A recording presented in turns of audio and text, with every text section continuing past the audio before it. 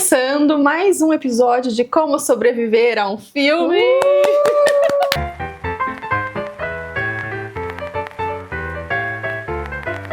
Eu sou a Mari do Seven List. E eu sou a Brenda Jobim, do Brenda Jobim.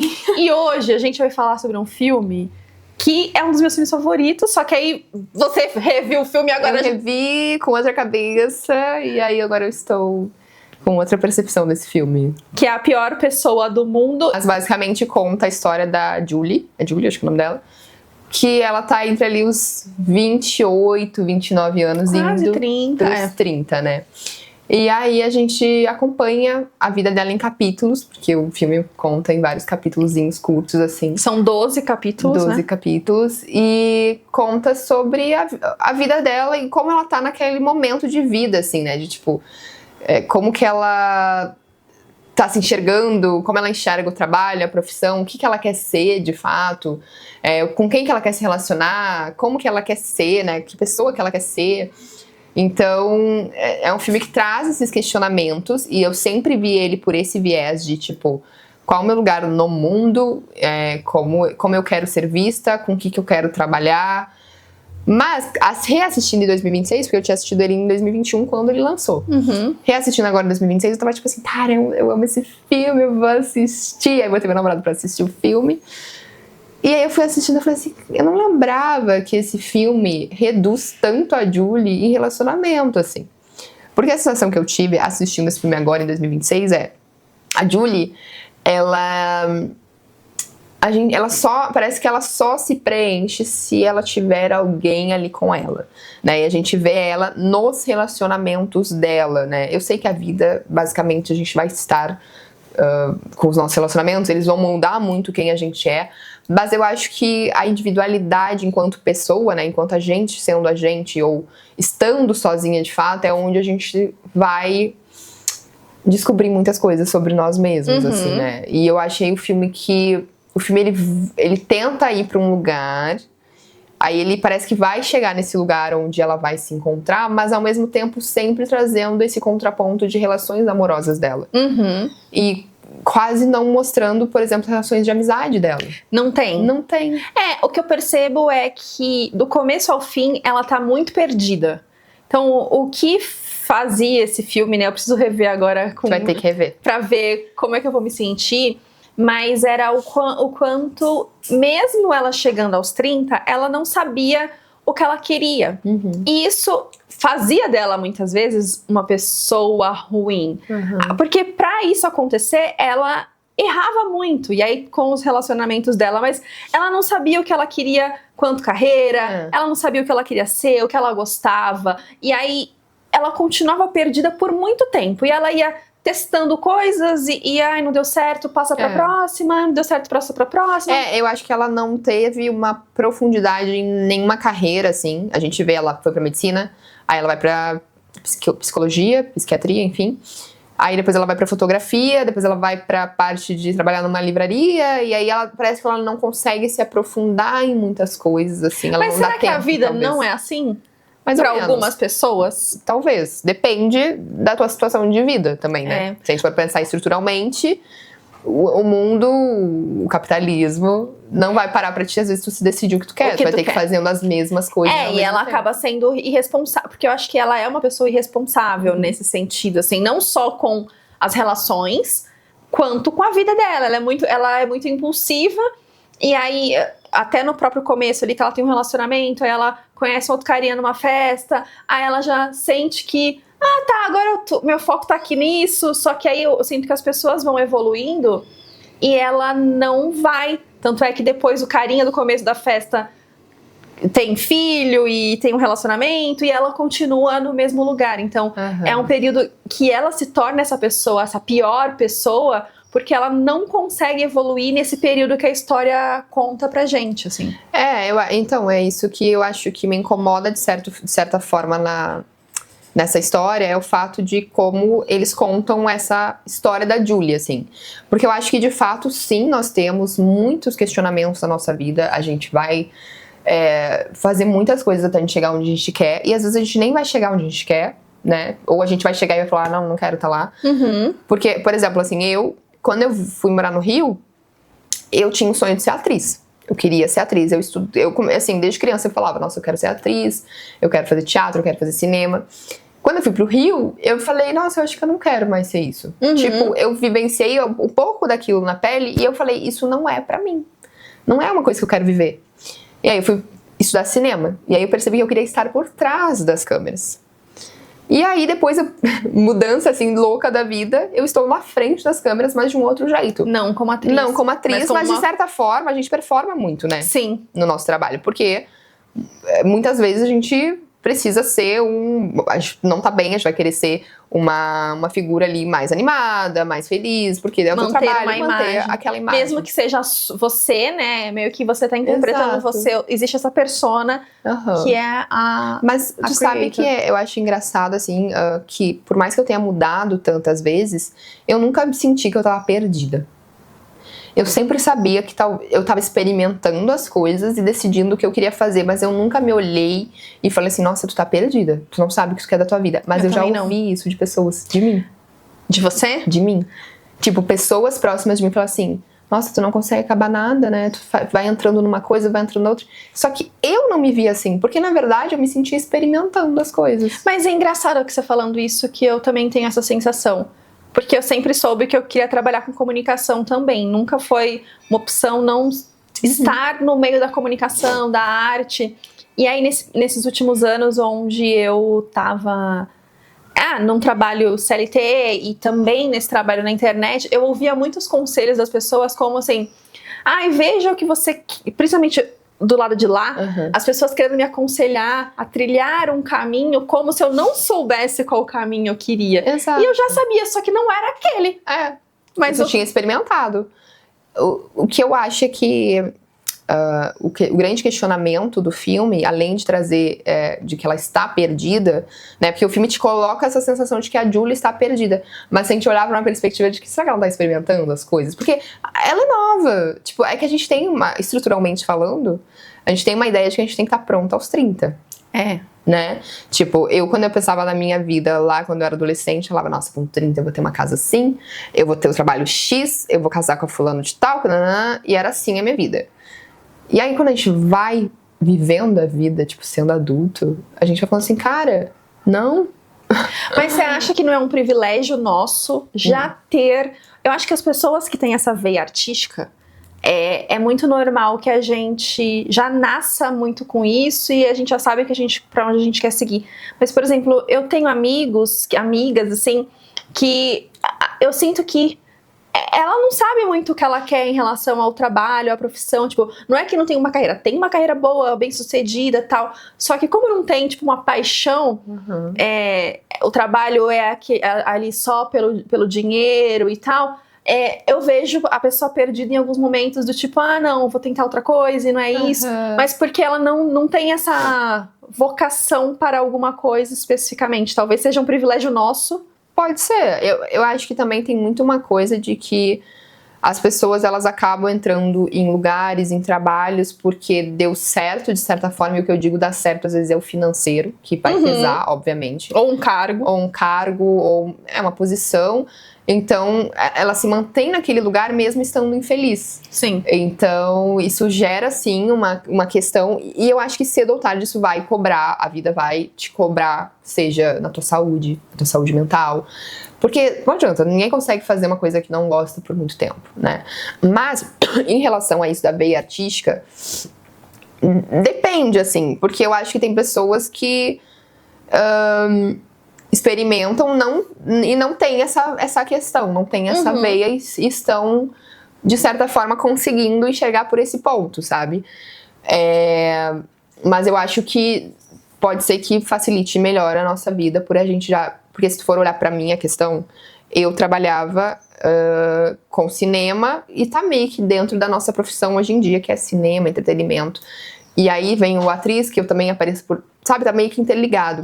E aí eu tenho amigas minhas, assim, que, tipo, às vezes elas querem muito, né, ser criadoras de conteúdo de um nicho específico e elas... Só que, sei lá, elas estão fazendo um trabalho, tipo, administrativo em algum lugar, que não tem nada a ver com comunicação, com criação. E aí tu vê que isso, de alguma forma, também é um desafio Que aí entra nessa questão. Porque se tu for olhar também, tu é uma pessoa que trabalhava com comunicação lá eu no CLT. Eu sempre tive um trabalho de comunicação. Eu nunca tive um trabalho que não fosse relacionado a isso, assim. Exato, que nem eu. Então, de certa forma, sempre fez parte, né, Era só assim, eu sempre estive criando. Não exatamente criando sobre o que eu queria, mas sempre na parte de criação. E eu não me imagino de outro jeito. Mas eu vejo muitas pessoas também nesse ponto de que queriam fazer tal coisa, mas estão nessa... Elas não conseguem, porque eu acho que a gente é mais doidinha. Sagitarianas. A gente vai tentando. E acho que a Julie tem um pouco disso, de que ela é considerada essa pessoa ruim porque, por mais que ela esteja perdida, por mais que ela coloque a energia no relacionamento, por mais que ela ainda assim se permite ser inconstante. Sim. Porque ela se permite isso, assim, de cada coisa ela quer uma coisa, ela tá perdida e ela se permite ser perdida de alguma forma, assim. E aí pensando que isso é difícil. Eu entendo que seja difícil você olhar, mas de certa forma também é corajoso você se permitir ser essa pessoa que não é... Aí é o que a gente tem falado com certa frequência, que Ana Paula Renault falava no Big Brother, que permita-se ser... A vilã da história. Ser mal vista, né? Ser mal vista, Porque às vezes a gente tá vivendo as nossas coisas aqui, tentando, e a gente tá sendo vista de outra forma. Eu acho que isso acontece muito com a gente na internet, assim, tem acontecido muito, de que a gente tá aqui fazendo o nosso trampo, achando que tá de boa, e aí tem outras pessoas olhando e tirando suas próprias conclusões e pensando, e você fala, mano, eu só tô fazendo meu trampo aqui, só tô vivendo minha vida, tentando dar conta de tudo, e aí estão supondo muitas coisas. E aí como isso não... E também tem gente supondo coisas boas da gente também. Inclusive, esses dias eu recebi uma mensagem de uma outra criadora de conteúdo, que ela falou, tipo assim, eu gosto tanto da tua vibe, que eu queria muito que a gente fosse próximas, tipo, amigas. E aí eu fiquei pensando muito naquilo, assim, porque, tipo, eu consigo transparecer talvez a minha vibe, e aquela pessoa, talvez com um olhar positivo, ela vai olhar pra mim e vai falar, cara, gostei dela, quero me conectar com ela. E aí, às vezes, a gente também fica numa coisa, tipo, a gente sabe que tem pessoas que olham, assim, pra gente com um olhar negativo, mas também tem pessoas que vão te olhar positivo. Em relação ao filme, nesse aspecto, eu sinto que a Julie não tá muito aí. Mas eu acho que isso é o que me fascina nesse filme. Que ela não tá nem aí, né? Que ela não tá nem aí. O filme chama A Pior Pessoa do Mundo porque as pessoas ao redor olham pra ela e falam, essa pessoa é péssima. Ela não tem responsabilidade afetiva, ela é dependente de caras, ela não sabe o que ela quer da carreira. Só que ela não se importa porque ela tá vivendo a vida dela. E ela se permite ser a vilã, porque ela foi a vilã, por exemplo, do primeiro relacionamento lá, que depois o cara fica doente.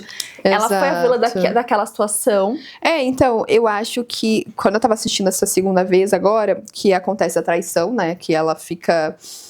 A gente tá traindo, não tá traindo, e pra mim, assim, ali já era uma traição, no sentido de que, cara, existia um desejo. Às vezes tu não precisa beijar uma pessoa, tu não precisa... ter alguma coisa com aquela pessoa, tu já vai estar traindo, ao meu ver, sabe? Mas, quando eu fui assistindo, e eu assisti com meu namorado, existiu um julgamento dele. De tipo, nossa, eu não acredito que ela vai trair ele, ela já tá traindo. E quando eu assisti essa segunda vez, eu consegui me colocar um pouco no lugar dela, porque, tipo assim, na realidade que a Julie tava naquele momento, não condizia com o que ela queria ser de fato. Porque a Julie, ela tava numa situação onde ela tinha um namorado, ela tava num relacionamento estável, com um cara que já tinha 44 anos, ela tinha 29, né? Então, quando ela... são 15 anos de diferença. O cara já queria ser pai e ela não queria ser mãe. Os amigos dele eram pessoas mais velhas, com filhos, com mais de um filho, já com uma vida estável. E ela não se enxergava ali naquela situação. Então, tipo... Só que até tu se dar conta, tu criar a consciência de que tu precisa sair daquela relação, que não tá legal e que tu não quer, talvez... Não é porque tu não ama aquela pessoa, mas sim porque talvez vocês têm que seguir caminhos diferentes. Então até ela se dar conta, o que acontece? Ela começa a se interessar por pessoas ao redor. Porque aí que eu acho que é o ponto de tu perceber que tem alguma coisa esquisita no teu relacionamento.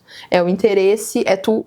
se interessar, a não ser que tu viva num relacionamento aberto, mas não é o caso. Então, assim, quando a pessoa começa a se interessar ao redor, acende um alerta pra própria pessoa de tentar entender, tipo, cara, por que eu tô me interessando por essa pessoa?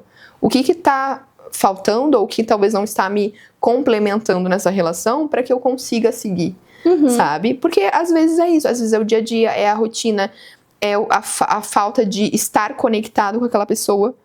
E aí eu acho que o que eu acho de diferente nesse filme que me pegou muito, é que hoje eu enxergo esse filme como um filme focado em relacionamentos amorosos e não na complexidade de tu ser uma pessoa de 29 para 30 anos que tá tentando encontrar o seu lugar no mundo. Se for esse o objetivo do diretor, ele peca.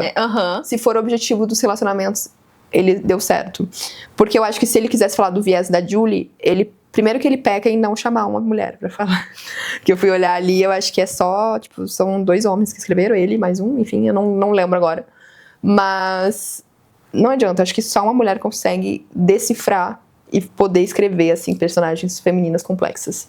Sim, porque de alguma forma, eu acho que nós somos pessoas muito inconstantes, assim. Todos nós, mas eu acho que mulher principalmente, porque a gente vive ciclos, né?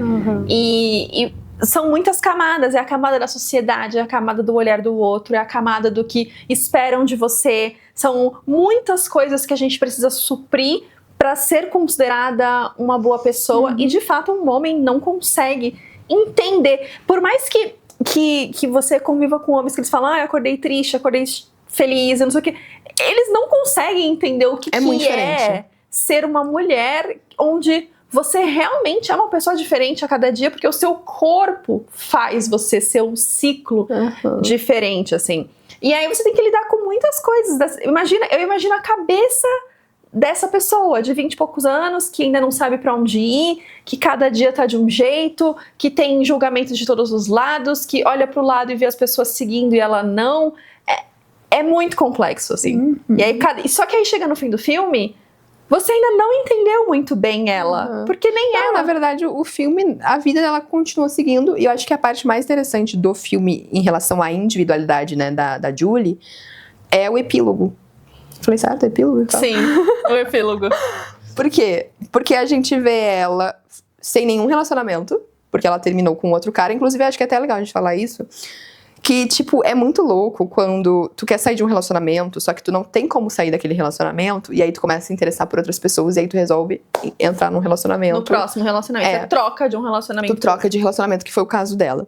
Eu acho que ali, ela se deu conta logo que, na verdade, aquele cara era, tipo, era só pra ela, era o passaporte dela pra sair daquele relacionamento que não tava legal. E às vezes porque era só, às vezes não quer dizer que é bom pra você, só quer dizer que é diferente do que você tava vivendo. Que tu tava vivendo e tu precisava, talvez, dar esse passo, mesmo que tu vá, sei lá, essa menina logo terminou com ele, né? Foi bem rápido o relacionamento deles, né? Mas ela precisava passar por aquilo. Sim. Né? Eu acho que quase tudo que a gente vive, a gente precisa passar de alguma forma. Seja bom ou seja ruim, mas infelizmente tem um vídeo na internet que é muito bom que fala, eu tenho um desejo, aí quando você fala, eu quero muito isso aqui, aí começa a desabar tudo em volta, e a pessoa fica, não, volta, não era isso que eu queria isso aqui. Aí o universo fala, tipo, é realmente o universo falando, olha, mas pra isso aqui acontecer, tudo isso aqui precisa desabar. E a gente não tá muito preparado que pra gente crescer, a gente precisa desabar várias coisas pra construir espaço pro novo, assim. E eu acho que falta muita coragem em muita... Vai? Vai, continua. Falta coragem em muita gente pra conseguir se permitir desabar. Se permitir recomeçar. Porque as pessoas têm medo, porque tá muito confortável, mesmo não estando, porque não é confortável. Não é confortável, não é feliz. Não é feliz, não é agradável, é chato, mas tu se mantém naquele lugar porque de alguma forma é conhecido. E tu não quer vivenciar o novo, porque tu tem medo do novo. Porque é difícil pra cacete, a gente sabe. Aqui, ó, a gente... Olha, eu que eu digo. Ano passado, meu Deus, que loucura que foi. Eu acho que até agora, assim, né, são toda semana, a gente tá sempre vivendo coisas que vão mexendo com a gente. É muita coisa pra lidar ao mesmo tempo. Isso aqui tá bom, mas isso aqui não tá, e é o tempo inteiro. Não tem como tá bem 100% também, né? Tipo, eu acho que a vida, nem todos os pratos vão estar em cima. Nunca vão estar, né? Então, a não ser que você tenha uma rede de apoio muito... ou uma vida muito estável, tanto emocionalmente quanto financeiramente, profissionalmente.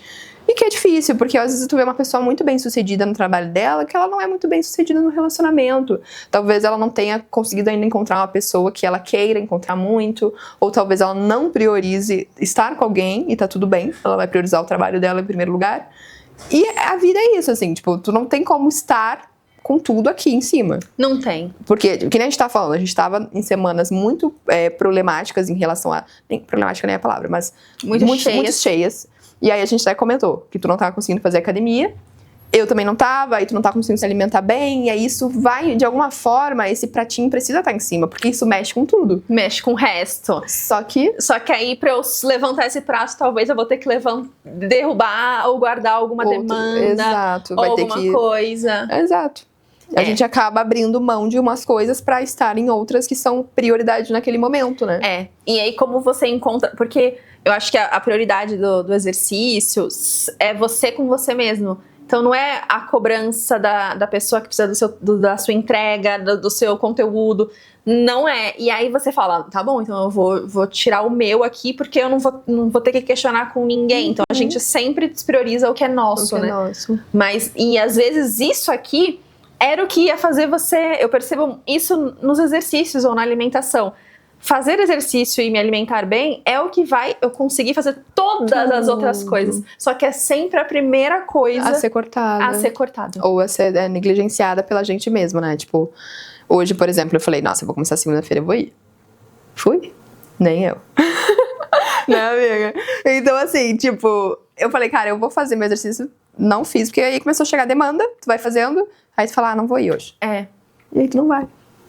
E aí, os pratos não estão todos equilibrados, infelizmente, é isso. Mas eu quero sim chegar num momento onde eu consiga equilibrar os pratos que são essenciais, que são inegociáveis. Que, por exemplo, é esse, que é o exercício físico, que é o teu mental, né? Ele vai ligar tudo, é a alimentação pra tipo, poder ter energia pra dormir bem e comer bem, comer bem, poder trabalhar bem e disposta. Então, isso é uma coisa que eu acho que não vai dar pra negligenciar mais, entendeu? Mas é uma construção.